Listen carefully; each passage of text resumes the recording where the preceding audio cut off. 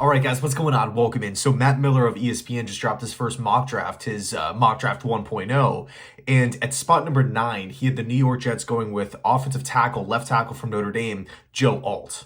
At 6'8", 320, Alt is pretty much a complete offensive tackle prospect.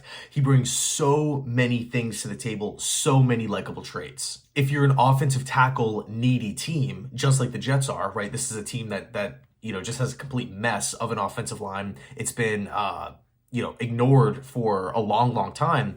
Alt would immediately come in and, of course, be the best left tackle on the football team, but he would probably be the second best offensive lineman on the entire squad with the potential of being the best, right behind AVT. And of course, I do like Joe Tippmann, but everywhere else, I feel like we have major issues, which again falls back on Joe Douglas. But in any case, Joe Alt, so many attributes. We can talk about size. Again, 6'8", 320. He has a massive wingspan. You can talk about toughness. He plays with this vicious mindset, which I love, right? I love when my offensive linemen have that extra aggression, right? For the defensive side of the football, I love every single position to kind of play with that edge. But on offense, I really feel like it's a necessity for your offensive lineman to kind of just be the aggressor, right? Set the tone up front. I think it's so important. And again, looking at what the Jets have, displayed over these last couple of seasons, it's just been a joke. The Jets are third in the NFL in sacks allowed this season with 55. That is great. Think about seeing a sack, right, on game day. Zach Wilson, Tim Boyle, whoever it may be. And then think about 55 of those. 55 sacks. And it's December 13th. We're not even at the end of the season, and we've allowed 55 sacks. It irritates me, right? We have to do that. And the thing that's crazy about the entire situation on the offensive line, that's only half the battle. That is only half the battle. How do we do in the running game? That is arguably worse. We can't run the ball worth anything. Dalvin Cook, Breece Hall, Michael Carter, Izzy Abedakanda, we can't run the ball. And again, it starts up front. These guys have no holes to run through, and it's so frustrating. I also look at coaching as well, and Keith Carter and Todd Downing, and of course Nathaniel Hackett. The offensive line needs upgrades. We have to get this front solidified. And of course, I love Tippmann in the middle of the field. Or in the middle of the offensive line, rather. McGovern's out for the season, so Tippmann should be, getting the full go for the rest of the season. And then AVT's coming back next season. So, we would have essentially in this situation 3 young building blocks to move forward with. I would absolutely love that. But again, he has the size, he has the toughness, he has the athleticism as well for being such a big guy at 6'8", 320. He moves pretty quickly. He has a great first step off the ball. I love watching what Notre Dame, every fan of college football understands that Notre Dame constantly pumps out fantastic offensive linemen.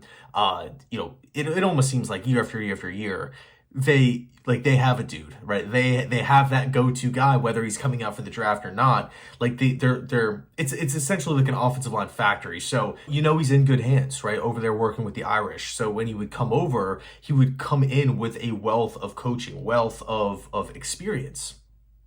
Right, this is a guy who's a junior right now, but saw playing time his freshman year. Actually appeared in 6 games as a freshman, started all 13 his sophomore year, and then of course this season is his junior season. And then you take all these great traits, right? Toughness, athleticism, size, potential, everything, and then you match that with what he brings off the field. Everything you read, everything you hear about Joe Alt off the field, you listen to coaches, you listen to players. He's loved. He's absolutely loved. Why? Because he takes football so seriously. He's a leader. He's a team captain.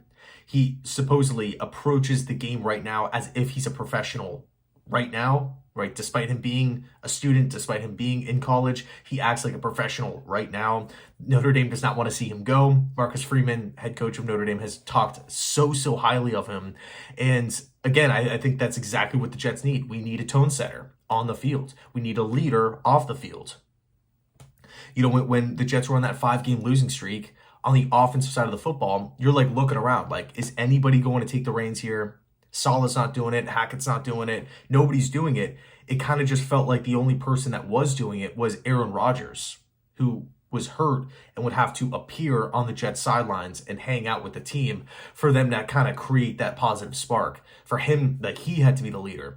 I think all coming in right now, again, it sounds crazy because he's only 20 years old, 21 by the time the season kicks off. And again, in this situation, I'm not even sure if Joe Alt will be here at 9. Because I do feel like he's a slam dunk pick, along with my guy Olu Fashanu from Penn State, an absolute dominant beast. Right, this guy's going to be a top 5 pick. He could have been a top 10 pick last year. Decided to hang back at school. Now he's coming out. Stayed in school, had another fantastic season. I mean, you have 2, in my opinion, offensive tackle prospects here that will instantly make so many teams better up front. It's crazy, which is great news for the Jets. And, I guess, since we're on the topic of, drafts and mock drafts and all these different types of prospects, normally I don't like to do this to myself where I pigeonhole myself into one position or like 2 positions here. Because, there's a lot of talk about the Jets, drafting a quarterback, right? Penix or whoever it is up at the top of the draft, or a wide receiver, or we got a tank for Marvin Harrison. Situations like that. Personally, I don't like to, again, do this to myself, especially this early in the process, but I got to be honest with you, I am 95, 97, 98% offensive tackle. Offensive tackle. It's been ignored for too long from Joe Douglas. And if you look at wide receiver, quarterback, I guess, is a different story because that's, something that we're going to have to figure out when we actually get the final draft order. And also keep in mind, we don't have a 2nd round pick because it got dealt to Green Bay for Rodgers. But, in regards to wide receiver, yeah, Marvin Harrison is an absolute beast. I feel like he'd be fantastic with Arizona, with New England, with Chicago, so many teams up at the top of the draft. My thing, though, here, I guess pushback would be if the Jets, desperately want help at the wide receiver position, which they should, there's going to be a huge, huge list of free agent wide receivers that are extremely good. Off the top of my head, we have T. Higgins, Hollywood Brown, Mike Evans, Calvin Ridley, Tyler Boyd, Michael Pittman is another guy who I feel like is pretty underrated. I mean, there's going to be so many wide receivers in this upcoming free agency class. I think if I was the Jets, I would maybe pivot, sign 1, sign 2 of, some of the talent in the free agent market, spend the money that Aaron Rodgers took the pay cut for, and then go out and draft offensive tackle. Go out and land an anchor at left tackle that we can bank on for a long, long time. Of course, it's the draft. Nobody exactly knows how. It's not a perfect science. We don't know how these guys are going to play out. But when it comes to Joe Alt, when it comes to Fashanu from Penn State, I freaking love both. And I think they would be excellent, excellent fits for the Jets. So let me know your thoughts down below in the comment section. Thanks so much for watching. I know we're still, past the midway part of the season. But I'm excited to start talking draft, right? Like, whenever you can upgrade positions, whenever you can add pieces, add building blocks to your football team, add talent to the football team, it always gets me fired up, especially if the Jets are just, we're still multiple games beneath 500. It's not like we're, a perfect unit by any means. It's not like we're, 10 wins on the season or anything like that. There's so much room for improvement. I cannot wait to see how this whole thing plays out. Anyway, thanks so much, and as always, go Jets.